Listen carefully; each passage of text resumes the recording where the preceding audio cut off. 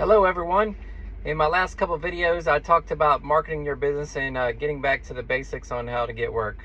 Well, if you've already figured out those two things, the next thing you need to do is scale your business. And a lot of people wonder, how do they scale their business? Well, the first thing you do is invest in your business. A lot of people will go out in any kind of business, they'll go out and buy the best thing that they can afford, but in reality you're not buying the things you can afford, you're buying the stuff that customers are going to pay for.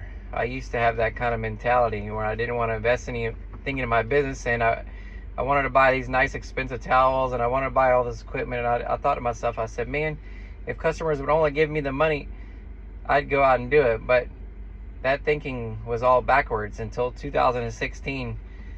I got tired of driving around my old beat up 2004 Ford Ranger. That thing had like 250,000 miles on it, and people would make fun of me on Facebook, mostly my friends. They would say, oh, you don't go over the ditch and all that stuff, and I made up excuses on how I couldn't do it because the trailer would sway and it was just a piece of junk. And then until I realized I needed a new vehicle. So what I did was I went out to the dealership and I used my credit that I had, and I got a 3% loan, and the payment was $300 higher than what I had before because I had no payment.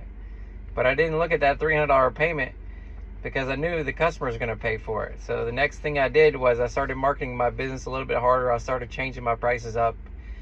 The biggest thing I did was I got rid of my wash clients. A lot of people will wash cars and then they detail cars, and then after they detail the cars, they'll get all these wash clients. Well, the problem is with that is if you don't have any way to scale your business because you're doing the wash clients, you're going to take up all your time washing those cars for $50, $75, and there's very little profit in it, but you got work.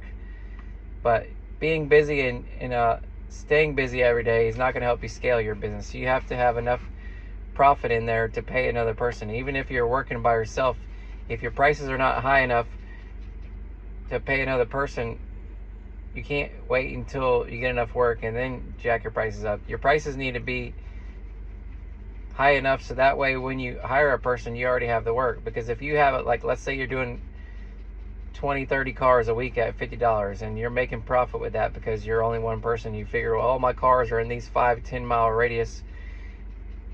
It's easy to pay for yourself, but if you try to add another person on and you go to raise your prices, some of those customers don't want to pay the extra cost, so then you're going to lose them all. So then you're back to square one and you don't have enough work to scale. So you need to raise your prices ahead of time, and they need to reflect at least having another person on, even if you don't pay another person, because once you get even busier, your prices are already set and customers are already happy paying that price.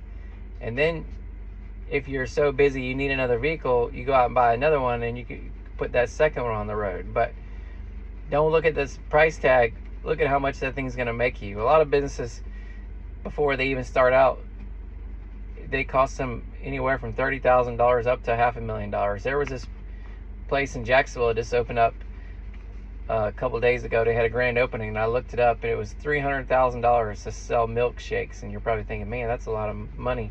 But they're projected to make over $1 million in the first year. So if they looked at like, okay, well, I don't want to pay that $300,000 because I really don't have the money, how would they make the $1 million? That's what I think is wrong with some of the detailers in the detail industry, is they're happy to work and they like the financial stability, but they're afraid if they spend the money in the long-term investment, then they'll never get it because they don't have it. So what you got to do is you got to change your mental mindset and say, hey, look, I'm not paying for this, the customer's going to pay for it. Now realistically, you can't go out and buy a $100,000 Mercedes Sprinter van unless you got the money, but you can start out with one van, raise your prices to the point where you're booked out 2 or 3 weeks, and then you can go out and buy another van because you're already making tons of profit to pay for that second build out. But if you're not making enough money in the first one, you're never going to make any money in the second one. So if you do those couple steps, you'll be easily able to scale your business, because it won't do you even any good to have a second van on the road and you're barely breaking even on the second one. You need to be able to make profit on 1 and 2. And then if the system works and you can get 3, 10, 20, 100, then you're really making money. But you got to look at it like it's an investment down the road.